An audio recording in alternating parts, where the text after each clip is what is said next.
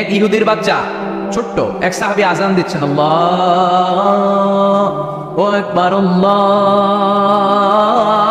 আকবার আল্লাহু আকবার আল্লাহু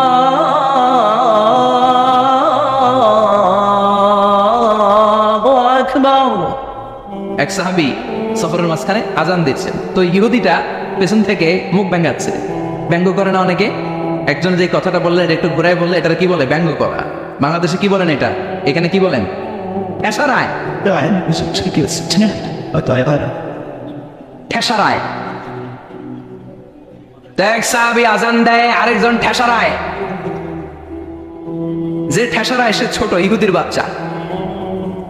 সাহাবী আজান দেয়, এক গাছের ঝোপঝাড়ের পেছন থেকে ইহুদির একটা ছোট্ট ছেলে ঠেসারায়। বিষ্ণু বললেন এটারে ধর। দুই সাহাবী ছোট্ট বাচ্চাটারে ধরে আনলেন। বিশ্বনবী ছোট্ট বাচ্চাটার মাথার চুলের ছুটির মধ্যে ধরলেন, চুলে সামনের এই জায়গা আছে না, এটা বলে নাসিয়া, এই নাসিয়ার মধ্যে ধরলেন। বিশ্বনবী বললেন নাম কি? কি করস? ঠেসারাইলি কেন?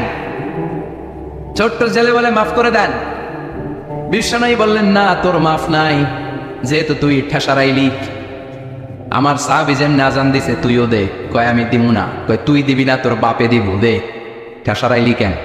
এবার বিশ্বনবীও ছাড়ে না, ভয়ের চোটে ওই ছোট্ট ইহুদির বাচ্চা আজান দিচ্ছে, আল্লাহু আকবার আল্লাহু আকবার আল্লাহু আকবার আল্লাহু আকবার আশহাদু আল্লা ইলাহা ইল্লাল্লাহ আশহাদু আল্লা ইলাহা ইল্লাল্লাহ। এরপর আর পড়ে না।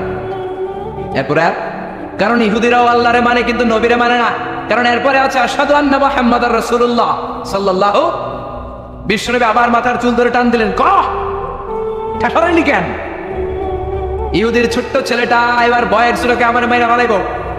বয়ের চোটে এবার আশহাদু আন্না মুহাম্মাদুর রাসূলুল্লাহ সুবহানাল্লাহ পড়ো।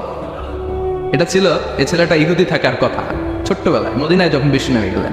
এরপরে শেষ জীবনে সে কালিমা পড়ে মুসলমান হয়েছে। আলহামদুলিল্লাহ। কোন কালিমা পড়ে মুসলমান হওয়ার পরে বিশ্বনবী তার মাথার চুল ধরে যেরকম টান দিছিলেন আর বলছিলেন ঠেসারাইলি কেন? আজান দে। মাথার সামনের যে অংশে তিনি চুলে খাপ করে ধরেছিলেন, ওই সাহাবী ইহুদি থেকে কালিমা পড়ে সাহাবী হওয়ার পরে বিশ্বনবীর ধরা ওই চুলগুলো তিনি জীবনও কাটেন নাই। এই সাহাবী ডান দিক দিয়ে চুল কাটে, বাম দিক দিয়ে কাটে, পেছন দিয়ে কাটে, সামনের চুল কাটে না। সামনের চুল বড় হতে হতে মহিলাদের মতো এত বড়, পেছনে কোনো চুল নাই, ডানে বায়ে চুল নাই। চুলগুলো পেঁচিয়ে মাঝখানে রাখে আর পাগড়ি পরে। কারণ সামনে যখন পাগড়ি করে অদ্ভুত চুল দেখে সবাই ভয় পায়। সবাই বলে, ও সাহাবী ঘটনা কি?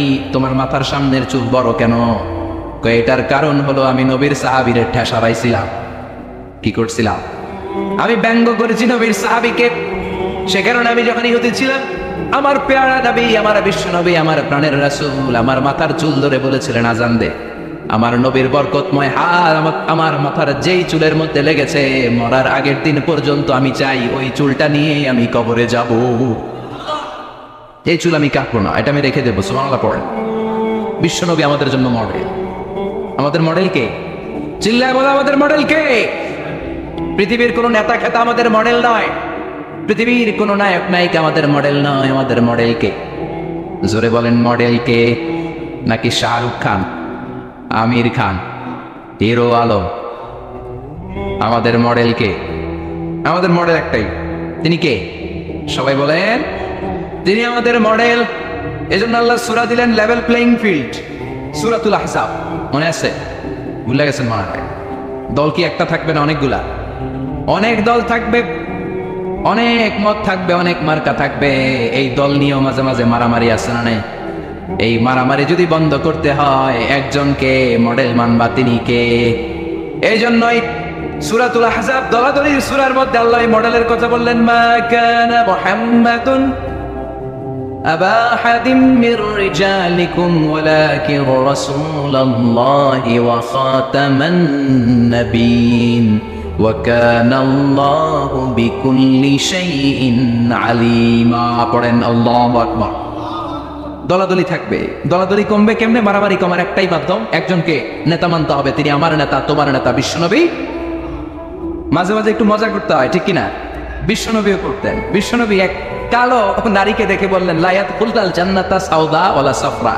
কি নবী ছিলেন আমার! Sense of humour, sense of humour, sense of fun, sense of kidding. কি সুন্দর দুষ্টামি করতেন বিশ্বনবী। এক কালো মহিলাকে দেখে বললেন, কোনো কালো নারী তো জান্নাতে যাবে না।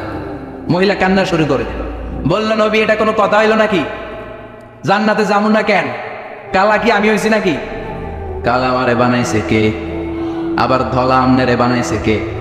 তিনি বানিয়েছে, তো আমার দোষ কি?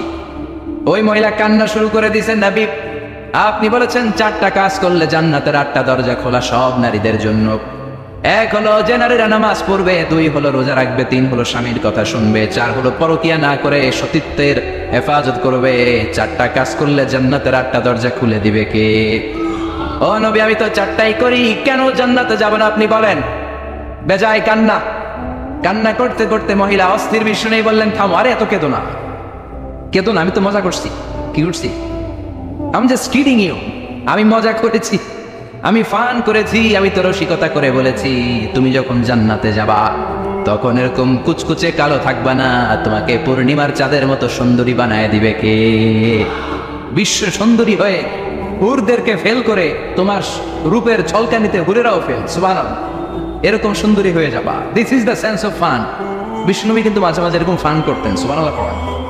আবার এক সাহাবী নাম আব্দুল উজ্জা, কালিমা পড়ার পর নাম হয়ে গেল আব্দুর রহমান। এই সাহাবীর সাথে সব সময় বিড়াল থাকে, কি থাকে? জাহিলি যুগের নাম ছিল আব্দুল উজ্জা। উজ্জা একটা মূর্তির নাম, এই মূর্তির গোলাম। ইসলাম ধর্ম গ্রহণের পরে নাম রাখলো আব্দুর রহমান। কার গোলাম? জোরে বলে। আব্দুর রহমান হওয়ার পরে এই সাহাবা সব সময় বিড়াল নিয়ে ঘুরে। মসজিদ আসলো, কাঁধে বিড়াল, মাঝে মাঝে জামার আস্তিনের ভিতরে বিড়াল, মাঝে মাঝে পকেটে বিড়াল লইয়া নামাজ পড়ে, সুবহানাল্লাহ। বিশ্বনবী একদিন মজা করে আব্দুর রহমান নামক ওই সাহাবীটারে ডাক দিয়ে বললেন, ও বিড়ালের বাবা, ইয়া আবা হুরাইরা, এ বিড়ালের বাবা। সুবহানাল্লাহ পড়েন। আবু হুরায়রা কয় বিশ্বনবী বলছে বিড়ালের বাবা। আমার নবী যদিও মজা করে ভালোবাসা থেকে আমার নাম দিয়েছে বিড়ালের বাপ, আজকে থেকে কেউ আমার আব্দুর রহমান ডাকবি না, মরার আগের দিন পর্যন্ত আমি থাকবো বিড়ালের বাপ। বিড়ালের বাপ আমি। কিসের বাপ? সুবহানাল্লাহ। কি ভালোবাসতো সাহাবারা। قاعا صفصفا لا ترى فيها عوجا ولا امتا। আল্লাহ বললেন আমিও কিয়ামতের ময়দানে লেভেল প্লেইং ফিল্ড করব, একেবারে সমান, কোনো উঁচু নিচু নাই, সবাই উলঙ্গ হয়ে দাঁড়াবো, গায়ে কোনো জামা নাই, কাপড় নাই, কোনো ড্রেস নাই, কিচ্ছু নাই, বাহাদুরি নাই, ক্ষমতা নাই, প্রশাসনও নাই, লেভেল প্লেইং ফিল্ড। কথা বলেন, কিচ্ছু নাই, তার মানে লেভেল প্লেইং ফিল্ড। মা এসে বললেন, ইয়া রাসূলুল্লাহ, ওই লেভেল প্লেইং ফিল্ডে যখন আমরা উলঙ্গ হয়ে দাঁড়াবো আমাদের কি লজ্জা লাগবে না? No one has any garment in their body, any dress in their body. কারো গায়ে কোনো জামা নাই, কোনো পোশাক নাই। Don't they feel any shy? Don't they feel any shame?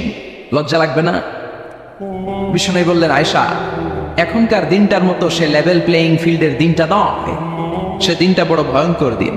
মাথার সূর্যটা কাছে নেমে আসবে, মাথার মগজগুলো সূর্যের তাপে গলে গলে নাকের ছিদ্র কানের ছিদ্র দিয়ে বেয়ে বেয়ে পড়বে। সবাই তৃষ্ণার্ত, ঘর্মাক্ত, ক্লান্ত, শ্রান্ত, পেরেশান। ভাই ভাইরে চিনে না, বন্ধু বন্ধুরে চিনে না, পীর সাহেব মুরিদরে চিনে না, নেতা কর্মীরে চিনে না। চিল্লা এখন ঠিক কিনা? লেভেল প্লেইং ফিল্ড, কেউ কাউকে চিনে না, সব খালি দৌড়, আইজো দৌড়, কাইলো দৌড়, কারো গায়ে জামা নাই। আয়েশা, সেদিনটা বড় ভয়ঙ্কর। তৃষ্ণার চোটে জিহ্বাটা বের হয়ে কুকুরের মতো নাভিস্থলে এসে ঝুলতে থাকবে। কুকুরের জিহ্বা যেমনি গ্রীষ্মকালে ঝুলে, আল্লাহ তুমি বাঁচাও বলে যে চিৎকার শুরু করবে। কার গায়ে জামা আছে, কার গায়ে জামা নাই, এটা কারো খেয়ালই থাকবে না রে Ayesha. This is called level, কথা কন, লেভেল প্লেইং ফিল্ড। সবার সমান সুযোগ, কারোর জন্য এক্সট্রা কোনো সুযোগ নাই। আল্লাহ আমাদের দেশে তুমি লেভেল প্লেইং ফিল্ডের নির্বাচন উপহার দেওয়ার তৌফিক দান করো। নির্বাচন পূর্ব যত সহিংসতা, মারামারি, অস্থিরতা, বোমাবাজি, হামলা, এগুলো থেকে আমার দেশকে তুমি বাঁচাও। এমন নেতা নেত্রী আমাদের জন্য নির্ধারণ করো যাদের কাছে আমাদের কোরআন নিরাপদ, যাদের কাছে আমার ইসলাম নিরাপদ, যাদের কাছে এদেশের 17 কোটি মানুষ নিরাপদ। চিল্লায় বলেন ঠিক কিনা? গণতান্ত্রিক দেশে সবচেয়ে বেশি প্রায়োরিটি পাবে জনগণ, ঠিক না? আপনাদের ভোটেই নেতারা নির্বাচিত হয়। এখন আমনে করে ভুলে গেলে চলবে?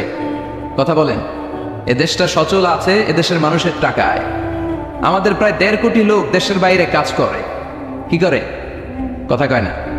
আমরা কাজ করি, কাজ করে খাওয়া নবীদের সুন্নাত। সুবহানাল্লাহ পড়েন। দাউদ আলাইহিস সালাম নিজে কাজ করে ওইটা দিয়ে যে অর্থ উপার্জন করতেন সেটা খেয়ে জীবিকা চালাতেন, চিল্লায় পড়েন সুবহানাল্লাহ। বিশ্বনবী নিজে কাজ করতেন, বিজনেস করতেন, ছাগল চড়াতেন। খাদিজাতুল কুবরা তাহেরা, বিশ্বনবীর প্রথম স্ত্রী, প্রিয়তমা স্ত্রী, ওনার আন্ডারে বিশ্বনবী জব করতেন, চাকরি করতেন, মাথার ঘাম পায়ে ফেলে উপার্জন করতেন, চিল্লায় কোন ঠিক কিনা? আমার দেশের প্রায় 1.5 কোটি মানুষ দেশের বাইরে কাজ করে, আর তাদের টাকায় সচল থাকে আমার দেশ।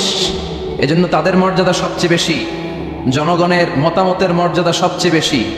খেটে খাওয়া মানুষের মনে কি জ্বালা যন্ত্রণা, এটার মর্যাদা ইসলামে সবচেয়ে বেশি, চিল্লায় বলেন ঠিক কিনা? সৌদি আরবে আমার যে ভাইয়েরা মেথরের চাকরিও করে, তারও 20,000 টাকা দেশে ঢুকে। এজন্য নেতা নেত্রীরা যখন বলে দেশ সিঙ্গাপুর হয়ে যাবে, আমেরিকা হয়ে যাবে, তাদের মাথায় রাখা উচিত দেশটা কিন্তু সচল আছে আমার বিদেশি যে প্রবাসী ভাইরা তাদের কষ্টার্জিত অর্থের টাকায়, চিল্লায় বলেন ঠিক কিনা? এজন্য জনগণের রায় সবচেয়ে বড় রায়। যাদের হৃদয়ে আল্লাহর ভয় আছে তাদেরকে কোনো কিছু দিয়ে কেনা যায় না। ফাঁসির মঞ্চ তার কাছে জান্নাতের গুলবাগিচা, চিল্লায় বলেন ঠিক কিনা? ভয় নাই, মুমিনের ভয় অন্তরে থাকে শুধু একজনের, তিনি কে? চিল্লায় বলেন তিনি কে? আর শাহাদাতের মৃত্যুর চাইতে শ্রেষ্ঠ মৃত্যু আছে? জোরে বলেন আছে? এজন্য বিশ্বনবী সবসময় আল্লাহর কাছে দোয়া করছেন, আল্লাহ আপনি আমাকে শাহাদাতের মৃত্যু দেন, আপনি আমাকে শহীদ হিসেবে কবুল করেন। বিশ্বনবীর কলিজার টুকরা সাহাবা ওমরে ফারুক দোয়া করতেন, আল্লাহ আপনি আমারে শহীদ বানান, নবীর দেশে আমারে মৃত্যু দেন। আল্লাহুম্মা রযুকনা শাহাদাতান ফি সাবিলিক ওয়াল মাউতা ফি বালাদি রাসূলিক। আল্লাহ আপনি আমাকে দিনের পথে শাহাদাতের মৃত্যু দেন, আপনার নবীর শহর মদিনার মধ্যে আমার মৃত্যু দেন। পড়েন আমিন। ওমরে ফারুককে শহীদ হিসেবে কবুল করেছে কে? আমাকে শহীদ করে সেই মিছিলে শামিল করে নিও, যে মিছিলের নেতা মীর হামজা, খোবায়েব খাব্বাব, আল্লাহর কাছে যারা অতি প্রিয়, শামিল করে নিও আমাকে শহীদ করে ওই মিছিলে শামিল করে নিও। পড়েন আমিন। চিৎকার করে পড়তে হবে আমিন। আবার বিষ্ণু বললেন যে আল্লাহর কাছে শাহাদাতের মৃত্যু চায়, মান সাআলাল্লাহ আশ-শাহাদাতা বাল্লাগাহুল্লাহু মানাজিল আশ-শুহাদা ওয়া ইম্মা তাআলা ফিরাশি। অন্তর থেকে ভালোবেসে হৃদয় দিয়ে ইখলাসের সাথে কেউ যদি আল্লাহর কাছে শাহাদাতের মৃত্যু কামনা করে, ওই লোকটা যদি বিছানায় পড়েও মারা যায়, কিয়ামতের দিন শহীদদের কাতারে তারে দাঁড় করাইয়া দিবে কে? এটা জানাচোরা কোনো কথা নয়। দুর্বল ইমানদারের কোন লোক শাহাদাতের মৃত্যুকে কামনা করতে পারে না, চিল্লায় কোন ঠিক কিনা? ভীরুরা মৃত্যুরে ভয় পায়, কাপুরুষরা মৃত্যুকে ভয় পায়। কোরআনের সৈনিক, হকের পথের সৈনিক, ইসলামী আন্দোলনের সৈনিক মৃত্যুরে কোনোদিন পরোয়া করে না, চিল্লায় কোন ঠিক কিনা? কাফেররা প্রতিদিন 3 বার মরে। কাফির, মুশরিক, নাস্তিক এরা দিনে মরে কয়বার?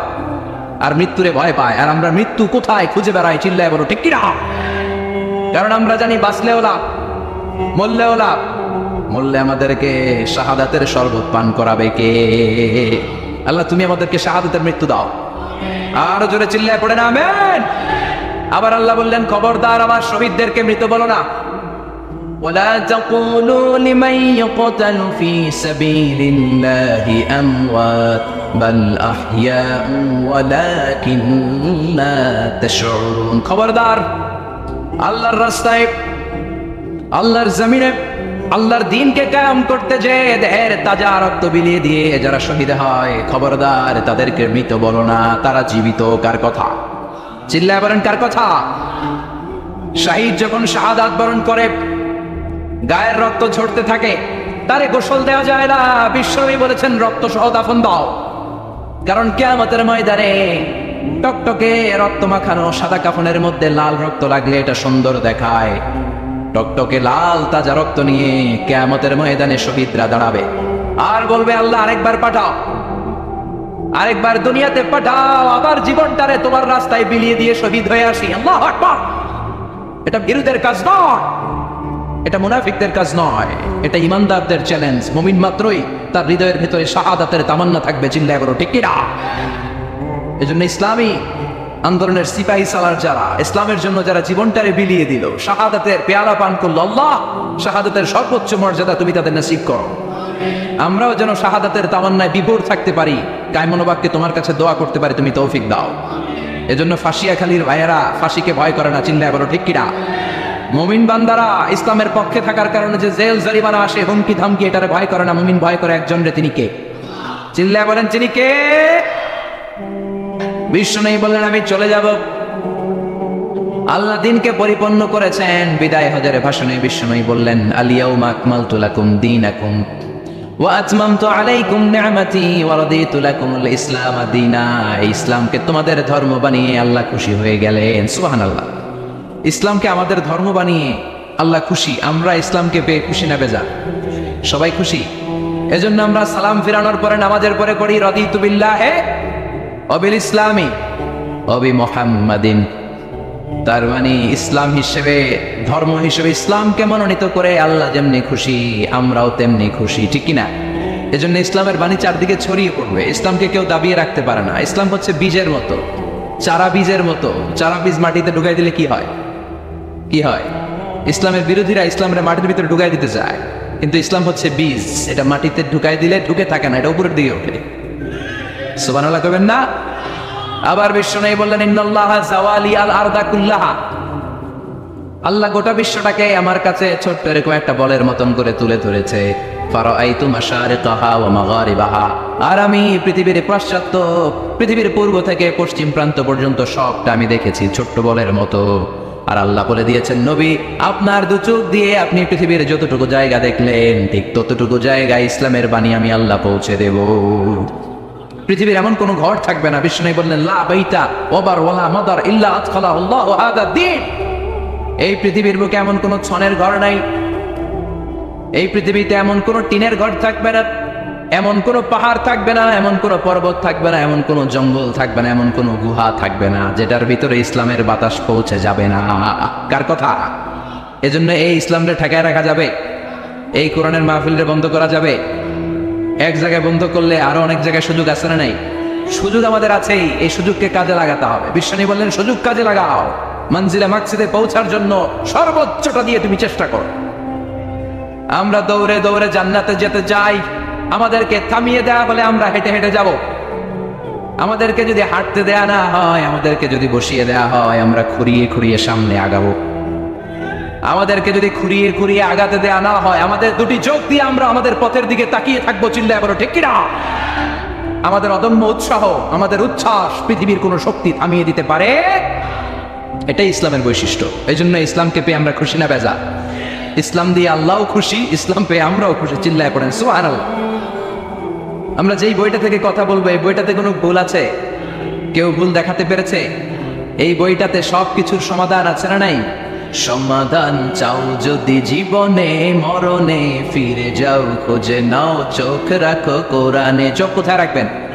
নাকি টিভির পর্দায়, এটিএন বাংলার পর্দায়? চোখ রাখুন, আসিতেছে আগামী শুক্রবার। রাখবেন? চোখ রাখবে একটা বইতে, নাম কি? সবাই বলেন, এবার সবাই পড়েন। সমাধান চাও যদি ফিরে যাও, খুঁজে নাও, চোখ রাখো কোরআনে। If you want the solution this দুনিয়া এন্ড আখিরা, go back, have a look to the holy কোরআনে। আল্লাহু আকবার! কি বই দিলেন!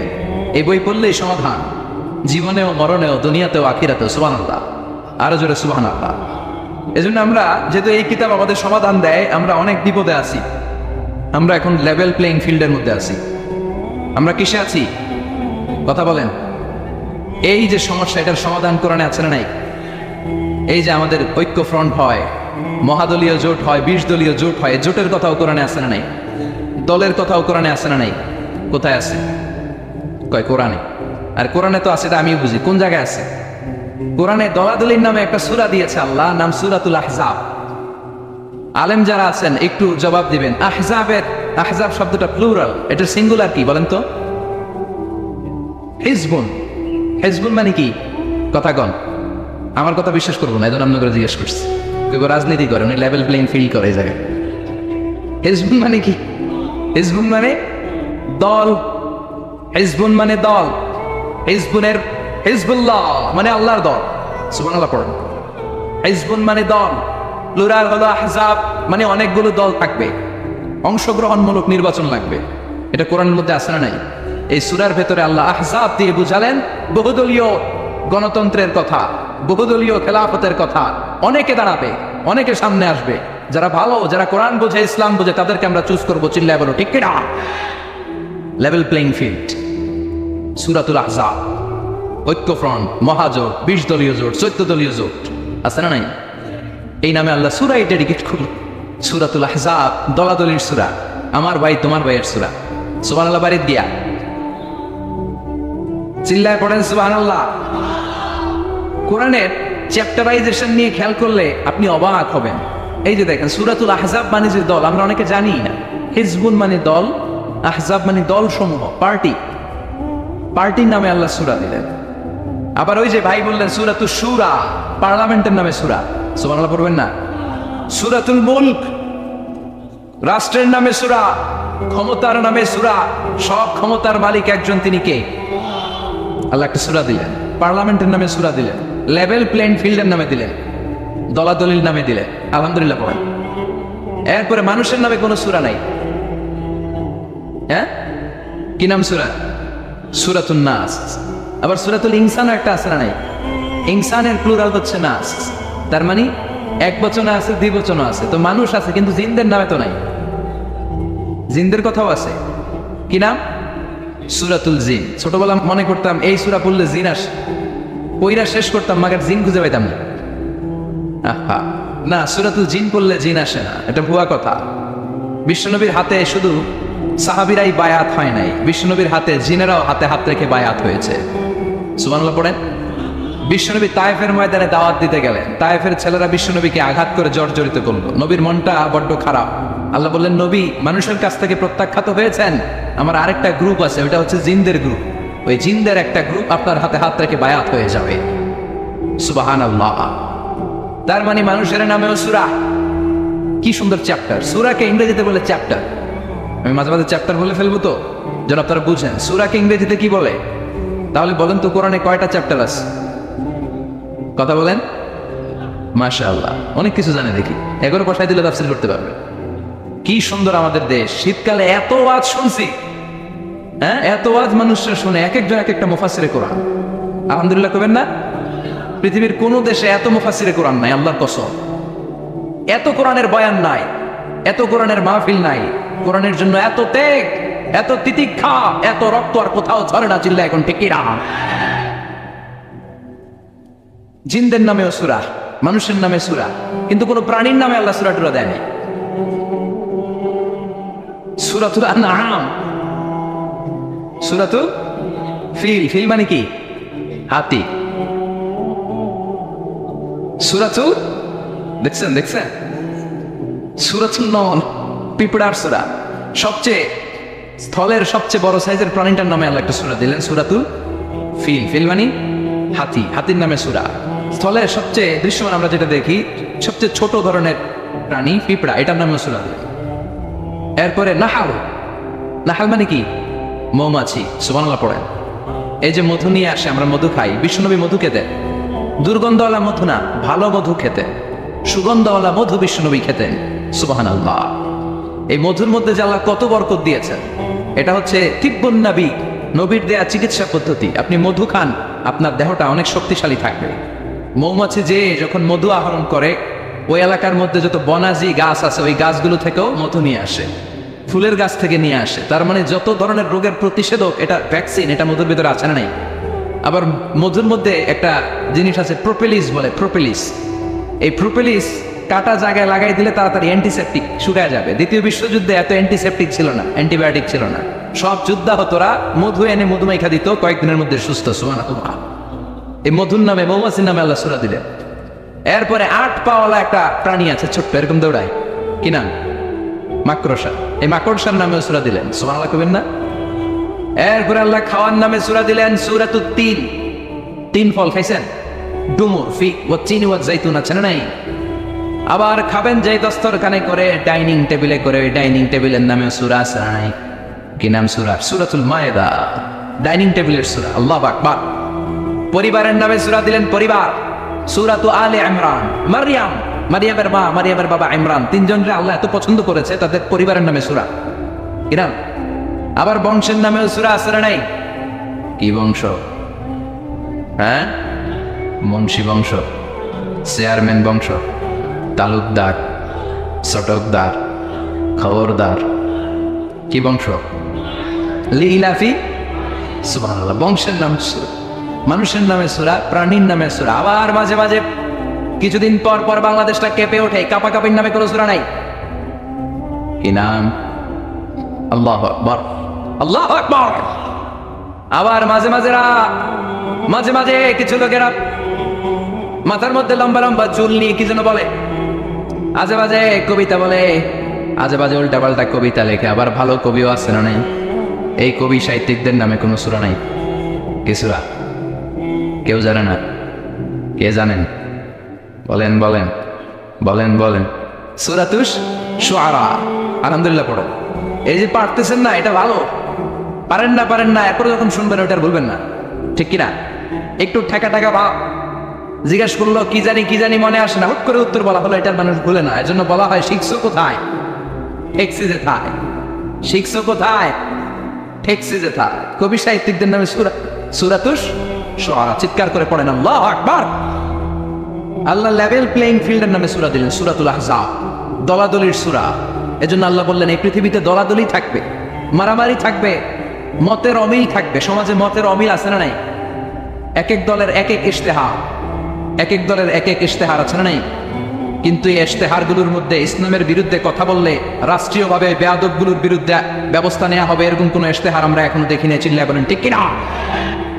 যে ইমান প্রয়োজনে চলে ওঠে না, যে ইমান সত্যের কথা বলে না, যে ইমান প্রয়োজনে চলে ওঠে না,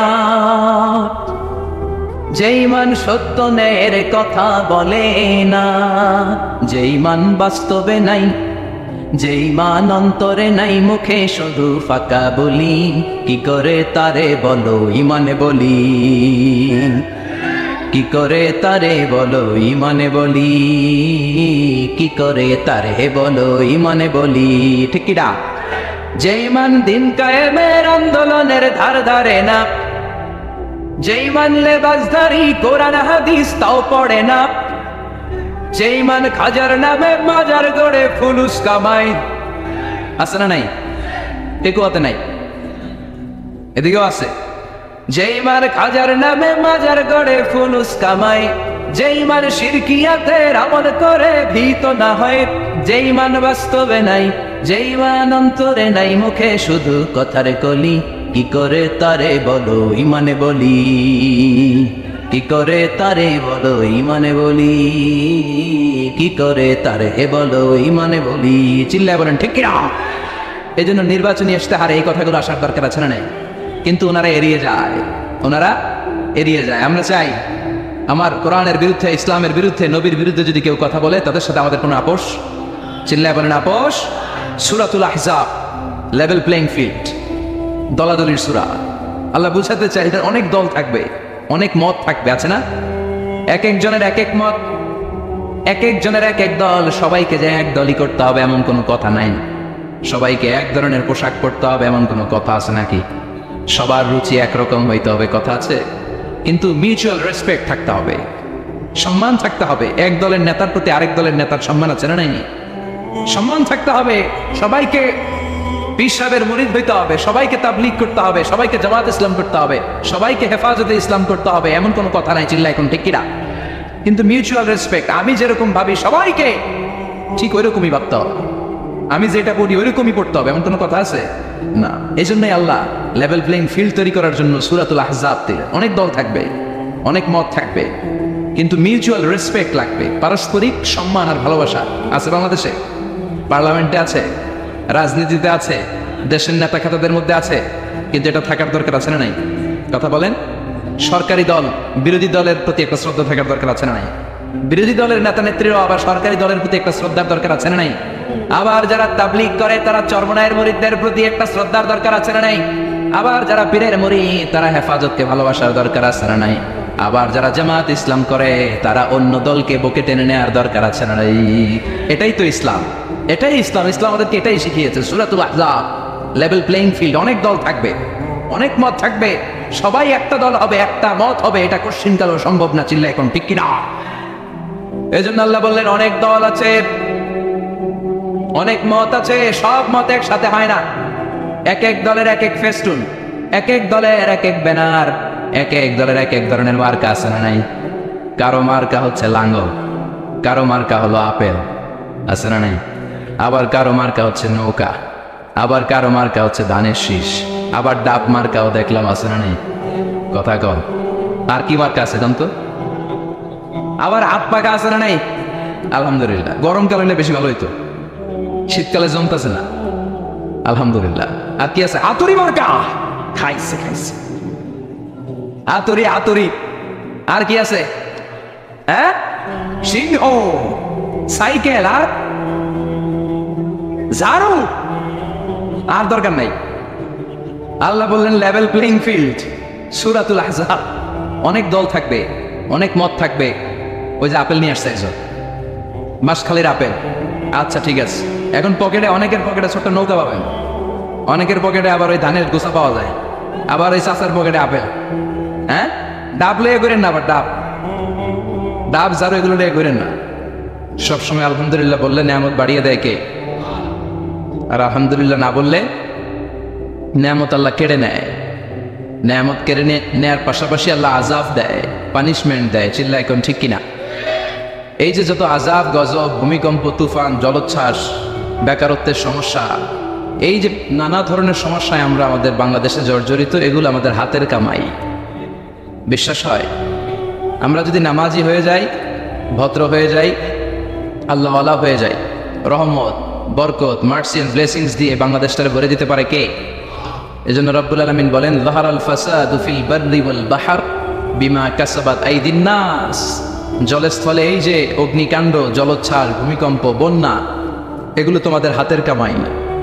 তোমরা নাফরমানি করার কারণে আমি তোমাদের উপর আযাব দিচ্ছি, গজব দিচ্ছি। বিশ্বনবী বলে তাসবির সুতা যদি ছিঁড়ে যায়, আপনারা তাসবি চিনেন? কুমিল্লাতে বলে তসবি ছড়া, কি বলে? তো এই যে তাসবিহের যে সুতা, এই সুতাটা ছিঁড়ে গেলে তাসবির দানা যেমনি একটার পর একটা টপ টপ করে নিচে পড়তেই থাকে, একটার পর একটা, তারপর আর একটা, তারপর আর একটা। আল্লাহ বলে তোমরা যখন নাফরমান হয়ে যাবা, আকাশ থেকে আযাব আর গজব তাসবির দানার মতো একটার পর একটা, তারপর আর একটা, তারপর আর একটা পড়তেই থাকবে, আযাব আর গজব আসতেই থাকবে। চিল্লা এখন ঠিক কিনা? এজন্য এগুলো আমাদের হাতের কামাই। আমরা যদি শুকরিয়া করি, আল্লাহ আযাব বন্ধ করে দিবে, এই গজব বন্ধ করে দিবে, এই দুর্যোগ বন্ধ করে দিবে, আর রহমত দিয়ে আমাদের পুরো সমাজটাকে পরিপূর্ণ করে দিবে কে? এজন্য সুখে দুঃখে সবসময় আমরা পড়বো আলহামদুলিল্লাহ। কি পড়বো? আরো জোরে পড়েন, কি পড়বো? চান্দোলা চরের পাথর যুব প্রবাসী কল্যাণ সংগঠনের উদ্যোগে 18তম বাৎসরিক ওয়াজ ও দোয়ার মাহফিল। আজকের প্রোগ্রামের সভাপতি জনাব মোহাম্মদ হাজি আব্দুল বারেক, চরের পাথর। কোরআনের বাণীর এমন একটা সম্মোহনী শক্তি আল্লাহ তাআলা কোরআনের ভেতর দিয়েছেন। এর কারণে কোরআনের কথা শুধু আমরা শুনলে আমাদের হৃদয় যে শুধু ঠান্ডা হয় এমনটা নয়, অমুসলিমরাও যদি কোরআনের কথা শুনে অমুসলিমদের অন্তরটারেও ঠান্ডা করে দেয় কে?